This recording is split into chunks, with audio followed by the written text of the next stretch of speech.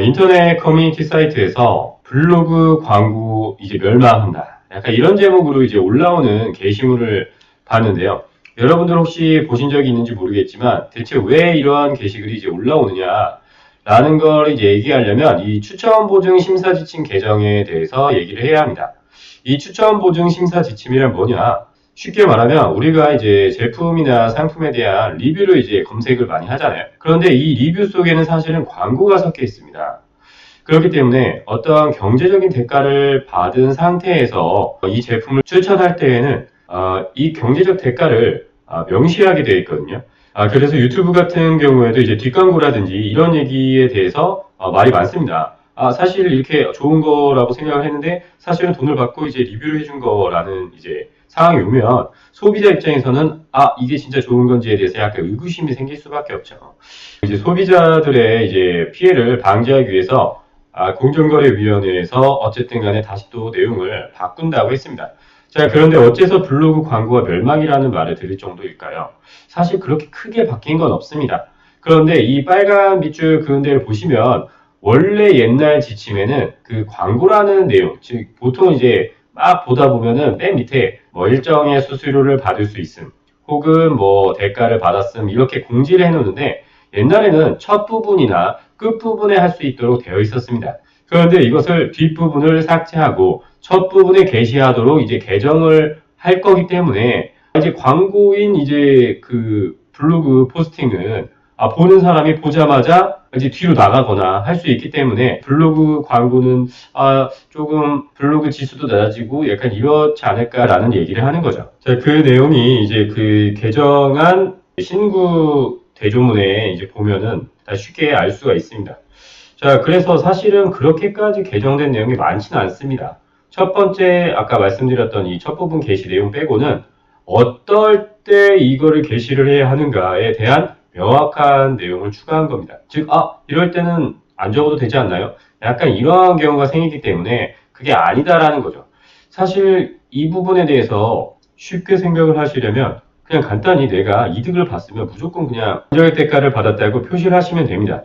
자, 그런데 약간 이런 의문점이 생길 수 있습니다. 물론 저도 궁금한 건데, 내가 그런 이제 리뷰 같은 거를 강요를 하지 않았습니다. 뭐 어떤 대가가 있는 게 아니라, 그냥 단지 나는, 뭔가 내 거를 홍보하고 싶다는 그런 마음에 여러 사람들에게 이제 무료로 뭐를 제공했다고 해보겠습니다. 그런데 그 제공받은 사람이 그 제품에 대한 리뷰를 쓸 때, 이러한 추천 보증 심사 지침에 적용을 받을까요? 안 받을까요? 네, 일단 그 공정거래위원회 입장에서는 게시를 해야 합니다. 자, 바로 이 질문이 있죠. 제가 이제 리뷰를 요구하지 않고 무료로 이제 제품을 제공했을 때 저 사람이 쓰고서 정말로 괜찮네 하고 이제 게시글을 쓸 수는 있습니다. 리뷰를 쓸 수 있어요. 그럼에도 불구하고 둘 사이에 경제적인 이해관계가 없다고는 할 수 없지 않습니까? 그래서 이런 상황까지 봐준다면 공정거래위원회가 생각할 때에는 이제 추천 보증에 대한 공정함을 떨어뜨린다라고 이제 생각을 하는 것 같습니다. 그렇기 때문에 위에 보시듯이 광고주가 광고를 요청하지 않은 경우라도 둘 사이의 경제적 이해관계에 대해서 소비자한테 투명하게 공개를 해야 한다. 약간 이런 내용으로 이제 들으시면 될 것 같습니다. 여러분들 경제적 이해관계를 언제 표시해야 되는지가 뭐 헷갈리시다면 이런 표를 이제 참고하셔도 됩니다. 그런데 단순하게 얘기하면 내가 대가를 받았다면 대가를 받은 거에 대해서 이제 표시를 하는 게 표시광고법을 준수하는 것이죠. 그렇기도 하고 또 이제 광고주 입장에서도 문제가 있기 때문에 이런 거를 표시를 해주셔야 됩니다. 그런데 이런 게 궁금하실 수가 있습니다. 뭐냐? 음식점을 이제 하시는 분들 중에 이제 인스타그램에 사진이라든지 이런 거 올려주시면 음료수 같은 걸 서비스로 주는 경우가 있죠. 이런 경우에도 만약에 이제 리뷰라든지 그런 걸 쓸 때 나 음료수 받았습니다. 라고 이런 경제적 이해관계를 표시를 해야 되는지, 달리 말하면, 소정의 뭐를 받았다. 이렇게 써야 하는지 궁금하실 수가 있는데, 공정위가 이제 요 배포한 가이드라인에는, 그거는 안 해도 된다고 되어 있습니다.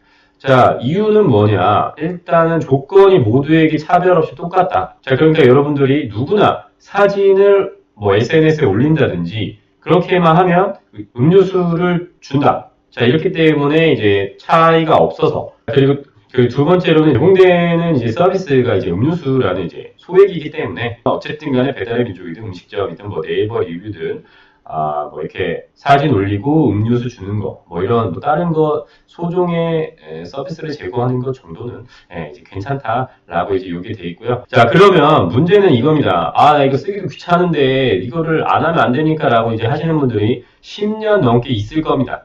뭐 옛날에 이제 블로그 리뷰 체험단 같은 경우에 아예 그 경제적 이해관계를 쓰지 말아달라고 하는 것도 있었습니다. 이건 제 경험이거든요. 뭐 만약 그런데 지금도 그런 요구를 할 때 이걸 받아들여야 하는지에 대해서는 본인 이제 신념도 있겠지만 내가 또 받은 게 있기 때문에 좀 애매하거든요.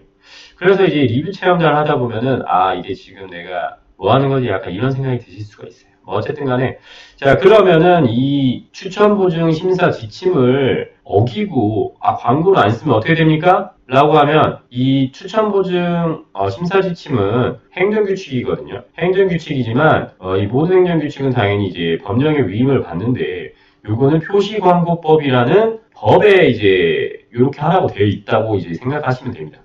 그렇기 때문에 위반할 경우에는 누가 제재를 당하느냐? 뭐 제가 이제 찾아본 바로는 이제 리뷰를 쓰신 분들은 사실 뭐 그렇게 제재가 없을 것 같습니다. 뭐 제재를 할 수 있는 근거가 없는 것 같아요. 자, 그런데 이제 리뷰를 이제 요구했던 사업자가 제재를 받습니다. 자, 그렇게 하지 말라는 이제 시정 조치를 받을 수도 있고, 이제 시정 조치는 사실은 뭐 별거 아니라는 생각이 들겠죠. 뭐 고치면 되는 거 아닌가? 금전적인 이제 처벌도 아니었고 하기 때문에. 자, 그렇다면 금전적인 처벌이 있습니다. 자, 뭐냐, 과징금을 이제 부과합니다. 과징금은 이제 법에서 이 관련 매출액의 2% 이내로 이제 되어 있단 말이에요. 자, 그렇기 때문에 또 어떻게 생각해 보면 사실 소상공인은 매출액이 얼마 없으면 과징금도 사실 크진 않습니다. 자, 그런데 이제 기분은 나쁘죠. 어쨌든 간에 표시광고법 자체를 이제 지키지 않게 이제 좀 놔버리면 자, 이제 큰 기업들, 대기업들이라든지 이런 사람들이 광고로 좀 이렇게 독차지하겠죠. 그렇기 때문에 이 부분은 좀 생각을 해봐야 됩니다. 사실 뭐 소상공인들한테까지는 뭐 그렇게 큰 피해가 가지는 않을 것 같지만 근데 문제는 그겁니다. 이게 서로 경쟁업체가 있기 때문에 만약에 경쟁업체가 다른 업체의 그 리뷰를 봤는데 이거 왠지 광고 같은데 안 써 있어. 그러면 그걸 이제 뭐 이렇게 신고를 하거나 할 수 있겠죠. 그렇기 때문에 뭐 과징금뿐만 아니라 사실은 이제 형사처벌이 만약에 고발이 된다. 근데 사실 고발될 정도면 이제 매출액이 되게 크고 뭔가 좀 크게 위반을 해야 될 것 같습니다. 제가 생각했을 때는 징역형이나 이제 벌금형이 있어요. 물론 뭐 다시 말씀드리지만 이 서비스를 받고 이제 글을 쓰시는 분들한테는 별로 크게 상관은 없습니다. 근데 내가 만약에 이런 지침을 안 지키고 안 쓰면 그 제재를 이제 사업자가 이제 받기 때문에 사업자로서는 이렇게 광고를 주고 그 광고를 이제 게시하는 분들을 단속해야 됩니다. 뭐 단속이라는 말이 조금 어감이 좋지 않지만 제대로 경제적 이해관계를 표시하고 있는지 그런 거를 사업자가 원래 잘 관리를 해야 되는 이제 시스템이라는 거죠. 이 전체를 보자면 제가 생각할 땐.